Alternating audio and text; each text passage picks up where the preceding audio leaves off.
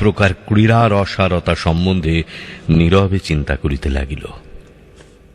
ফটিক আসিয়া আস্ফালন করিয়া কহিল, দেখ, মার খাবি, এই বেলা ওঠ।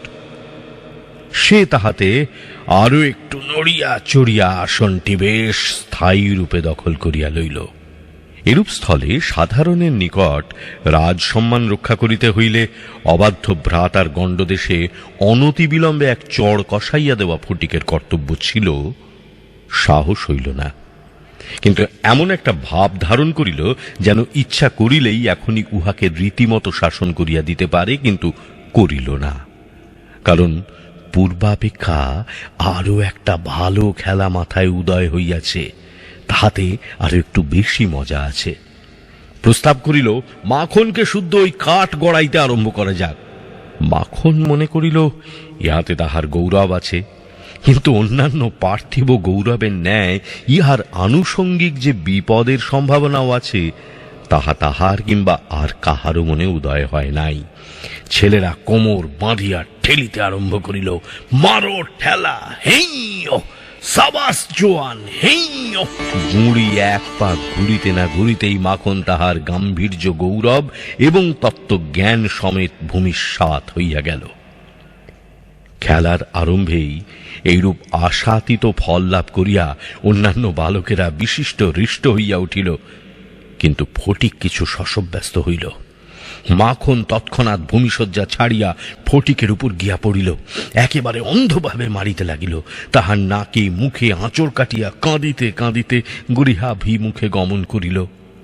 খেলা ভাঙিয়া গেল। ফটিক গোটাকত কাশ উৎপাটন করিয়া লইয়া একটা অর্ধনিমগ্ন নৌকার গুলইয়ের ওপর চড়িয়া বসিয়া চুপচাপ করিয়া কাশের গোড়া চিবাইতে লাগিল।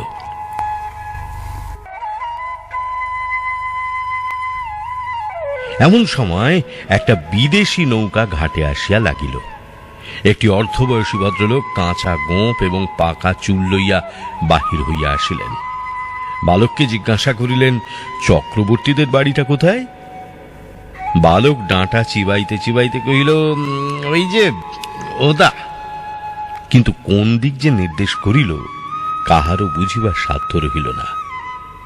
ভদ্রলোকটি আবার জিজ্ঞাসা করিলেন, কোথা? সে বলিল, জানি নে, বলিয়া পূর্ববৎ তৃণমূল হইতে রস গ্রহণে প্রবৃত্ত হইল। বাবুটি তখন অন্য লোকের সাহায্য অবলম্বন করিয়া চক্রবর্তীদের গৃহের সন্ধানে চলিলেন। অবিলম্বে বাঘা বাগ দিয়ে আসিয়া কহিল, ফটিক দাদা, মা ডাকছে। ফটিক কহিল, যাব না। বাঘা তাহাকে বলপূর্বক আড়কোলা করিয়া তুলিয়া লইয়া গেল। ফটিক নিষ্ফল আক্রোশে হাত পা ছুঁড়িতে লাগিল। ফটিককে দেখিবা মাত্র তাহার মা অগ্নিমূর্তি হইয়া কহিলেন, আবার তুই মাখনকে মেরেছিস? ফটিক কহিল, না, মারিনি। ফের মিথ্যে কথা বলছিস? কখনো মারিনি, মাখনকে জিজ্ঞাসা করো। মাখনকে প্রশ্ন করাতে মাখন আপনার পূর্ব নালিশের সমর্থন করিয়া বলিল, হ্যাঁ, মেরেছে। তখন আর ফটিকের সহ্য হইল না। দ্রুত গিয়া মাখনকে এক সশব্দ চড় কষাইয়া দিয়া কহিল, ফের মিথ্যে কথা।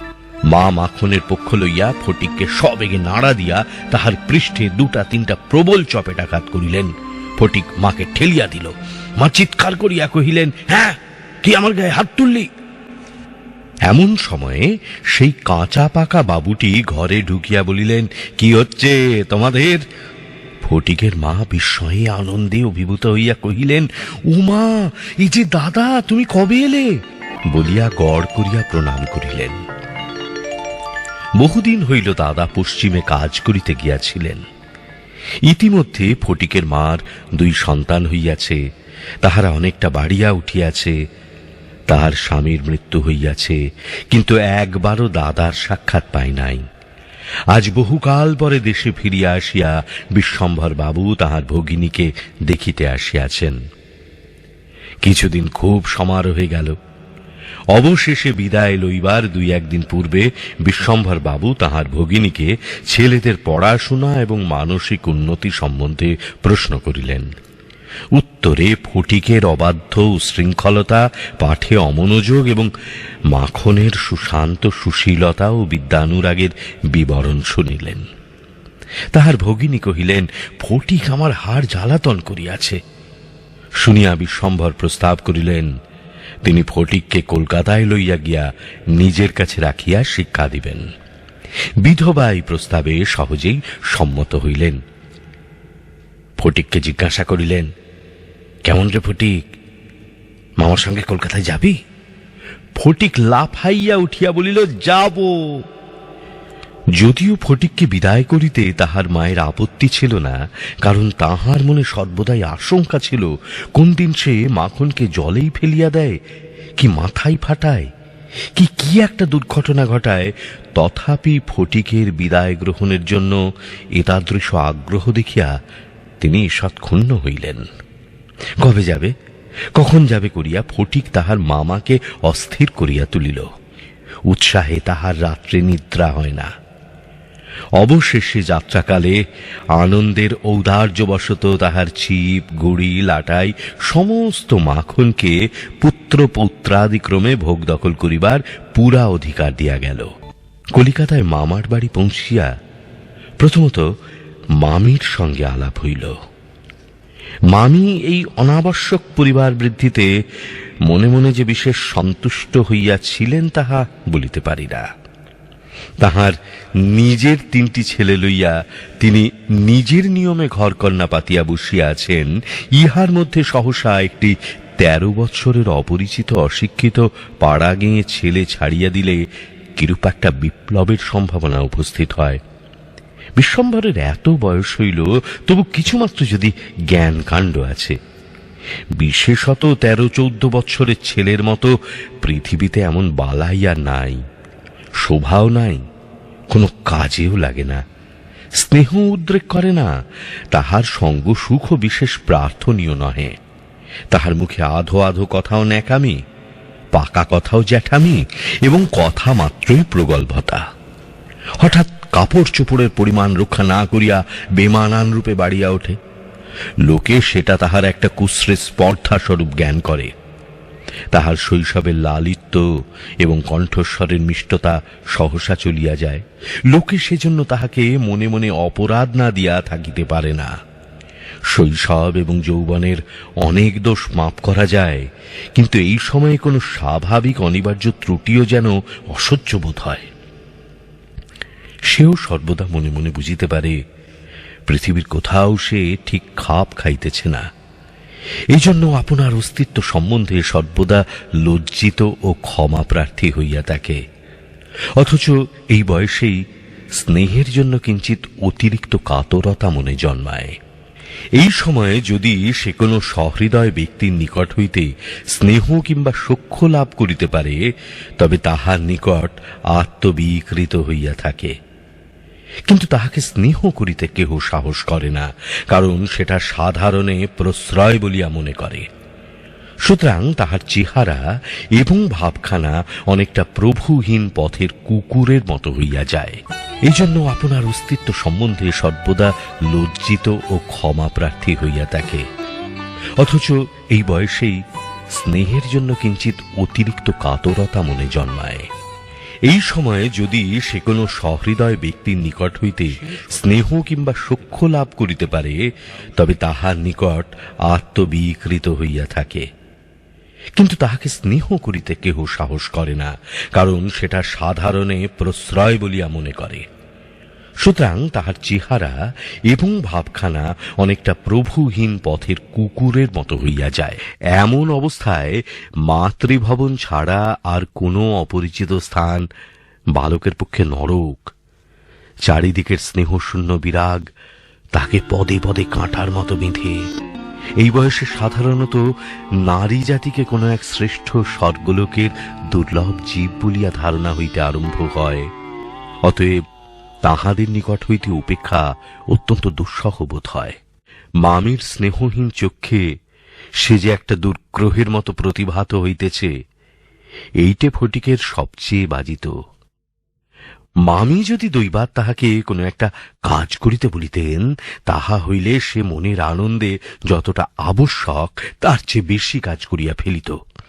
অবশেষে মামি যখন তাহার উৎসাহ দমন করিয়া বলিতেন, ঢের হয়েছে, ঢের হয়েছে, ওতে আর তোমায় হাত দিতে হবে না, এখন তুমি নিজের কাজে মন দাওগে, একটু পড়োগে যাও, তখন তাহার মানসিক উন্নতির প্রতি মামির একটা যত্ন বাহুল্য তাহার অত্যন্ত নিষ্ঠুর অবিচার বলিয়া মনে হইত।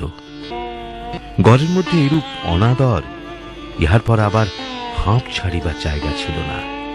দেয়ালের মধ্যে আটকা পড়িয়া কেবলই তাহার সেই গ্রামের কথা মনে পড়িত। প্রকাণ্ড একটা ধাউস ঘুড়ি লইয়া বোঁ বোঁ শব্দে উড়াইয়া বেড়াইবার সেই মাঠ, তাইরে নাইরে না করিয়া উচ্চৈশ্বরে স্বরচিত রাগিনী আলাপ করিয়া অকর্মণ্যভাবে ঘুরিয়া বেড়াইবার সেই নদী তীর, দিনের মধ্যে যখন তখন ঝাঁপ দিয়া পড়িয়া সাঁতার কাটিবার সেই সংকীর্ণ স্রোতস্বিনী, সেই সব দলবল উপদ্রব স্বাধীনতা এবং সর্বোপরি সেই অত্যাচারিণী অবিচারিণী মা অহর্নিশি তাহার নিরুপায় চিত্তকে আকর্ষণ করিত। জন্তুর মতো এক প্রকার অবুঝ ভালোবাসা, কেবল একটা কাছে যাইবার অন্ধ ইচ্ছা, কেবল একটা না দেখিয়া অব্যক্ত ব্যাকুলতা, গোধূলি সময়ের মাতৃহীন বৎসের মতো কেবল একটা আন্তরিক মা মা ক্রন্দন, সেই লজ্জিত শঙ্কিত শীর্ণ দীর্ঘ অসুন্দর বালকের অন্তরে কেবলে আলোড়িত হইত। স্কুলে এত বড় নির্বোধ এবং অমনোযোগী বালক আর ছিল না। একটা কথা জিজ্ঞাসা করিলে সে হাঁ করিয়া চাহিয়া থাকিত। মাস্টার যখন মার আরম্ভ করিত তখন ভার ক্লান্ত গর্ধবের মতো নীরবে সহ্য করিত। ছেলেদের যখন খেলিবার ছুটি হইত তখন জানালার কাছে দাঁড়াইয়া দূরের বাড়িগুলোর ছাদ নিরীক্ষণ করিত। যখন সেই দ্বিপ্রহর রৌদ্রে কোনো একটি ছাদে দুটি একটি ছেলে মেয়ে কিছু একটা খেলার ছলে ক্ষণিকের জন্য দেখা দিয়া যাইত, তখন তাহার চিত্ত অধীর হইয়া উঠিত। একদিন অনেক প্রতিজ্ঞা করিয়া অনেক সাহসে মামাকে জিজ্ঞাসা করিয়াছিল, মামা, মার কাছে কবে যাব? মামা বলিয়াছিলেন, স্কুলের ছুটি হোক। কার্তিক মাসে পূজার ছুটি, সে এখনো ঢের দেরি। একদিন ফটিক তাহার স্কুলের বই হারাইয়া ফেলিল। একে তো সহজেই পড়া তৈরি হয় না, তাহার পর বই হারাইয়া একেবারে নাচার হইয়া পড়িল। মাস্টার প্রতিদিন তাহাকে অত্যন্ত মারধর অপমান করিতে আরম্ভ করিলেন। স্কুলে তাহার এমন অবস্থা হইল যে তাহার মামাতো ভাইরা তাহার সহিত সম্বন্ধ স্বীকার করিতে লজ্জাবোধ করিত। ইহার কোনো অপমানে তাহারা অন্যান্য বালকের চেয়েও যেন বলপূর্বক বেশি করিয়া আমোদ প্রকাশ করিত। অসহ্য বোধ হওয়াতে একদিন ফটিক তাহার মামির কাছে নিতান্ত অপরাধীর মতো গিয়া কহিল, বই হারিয়ে ফেলেছি। মামি অধরের দুই প্রান্তে বিরক্তির রেখা অঙ্কিত করিয়া বলিলেন, বেশ করেছ, আমি তোমাকে মাসের মধ্যে 5 বার করে বই কিনে দিতে পারি নে। ফটিক আর কিছু না বলিয়া চলিয়া আসিল। সে যে পরের পয়সা নষ্ট করিতেছে এই মনে করিয়া তাহার মায়ের উপর অত্যন্ত অভিমান উপস্থিত হইল। নিজের হীনতা এবং দৈন্য তাহাকে মাটির সহিত মিশাইয়া ফেলিল। স্কুল হইতে ফিরিয়া সেই রাত্রে তাহার মাথা ব্যথা করিতে লাগিল এবং গা শিরশির করিয়া আসিল। বুঝিতে পারিল তাহার জ্বর আসিতেছে। বুঝিতে পারিল ব্যামো বাঁধাইলে তাহার মামির প্রতি অত্যন্ত অনর্থক উপদ্রব করা হইবে। মামি এই ব্যামোটাকে যে কিরূপ একটা অকারণ অনাবশ্যক জ্বালাতনের স্বরূপ দেখিবে তাহা সে স্পষ্ট উপলব্ধি করিতে পারিল। রোগের সময় এই অকর্মণ্য অদ্ভুত নির্বোধ বালক পৃথিবীতে নিজের মা ছাড়া আর কাহারও কাছে সেবা পাইতে পারে এইরূপ প্রত্যাশা করিতে তাহার লজ্জা বোধ হইতে লাগিল। পরদিন প্রাতঃকালে ফটিককে আর দেখা গেল না। চতুর্দিকে প্রতিবেশীদের ঘরে খোঁজ করিয়া তাহার কোনো সন্ধান পাওয়া গেল না। সেদিন আবার রাত্রি হইতে মুষলধারে শ্রাবণের বৃষ্টি পড়িতেছে। সুতরাং তাহার খোঁজ করিতে লোকজনকে অনর্থক অনেক ভিজিতে হইল। অবশেষে কোথাও না পাইয়া বিশ্বম্ভর বাবু পুলিশে খবর দিলেন। সমস্ত দিনের পর সন্ধ্যার সময় একটা গাড়ি আসিয়া বিশ্বম্ভর বাবুর বাড়ির সম্মুখে দাঁড়াইল। তখন ঝুপঝুপ করিয়া অবিশ্রাম বৃষ্টি পড়িতেছে। রাস্তায় 1 হাঁটু জল দাঁড়াইয়া গিয়াছে।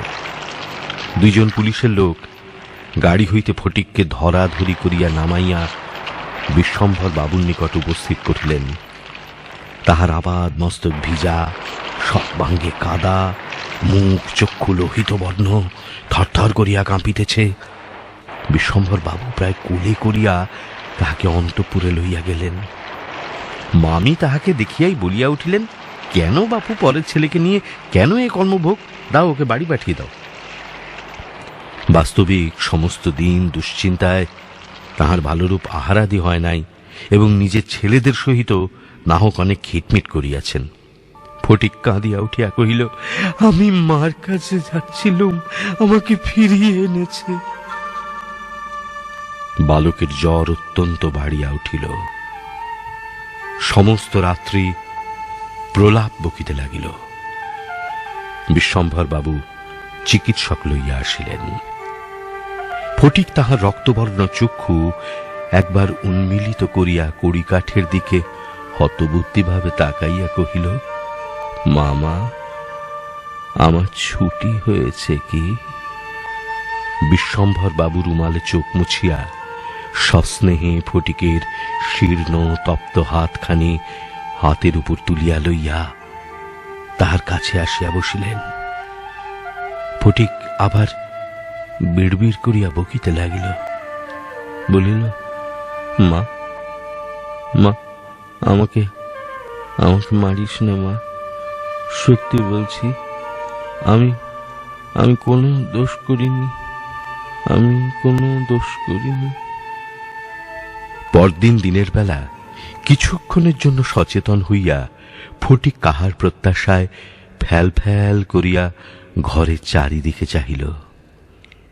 নিরাশ হইয়া আবার নীরবে দেয়ালের দিকে মুখ করিয়া পাশ ফিরিয়া শুইল। বিশ্বম্ভর বাবু তাহার মনের ভাব বুঝিয়া তাহার কানের কাছে মুখ নত করিয়া মৃদু স্বরে কহিলেন, ফটিক, ফটিক, তোর মাকে আনতে পাঠিয়েছি।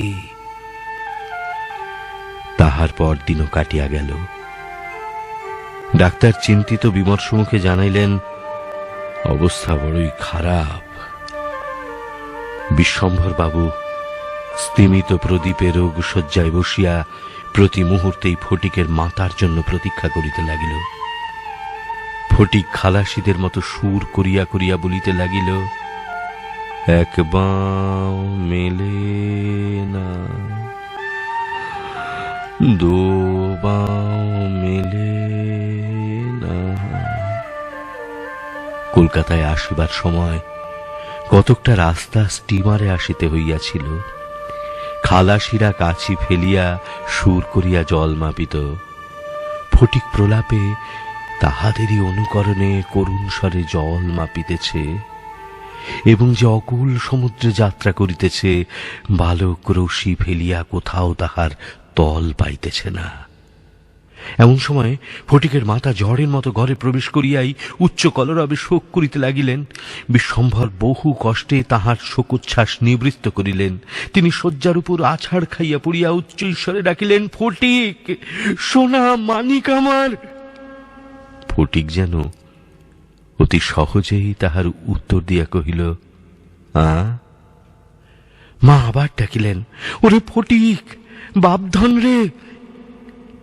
ফটিক আস্তে আস্তে পাশ ফিরিয়া কাহাকেও লক্ষ্য না করিয়া মৃদু স্বরে কহিল, মা, এখন আমার ছুটি হয়েছে মা, এখন আমি বাড়ি যাচ্ছি,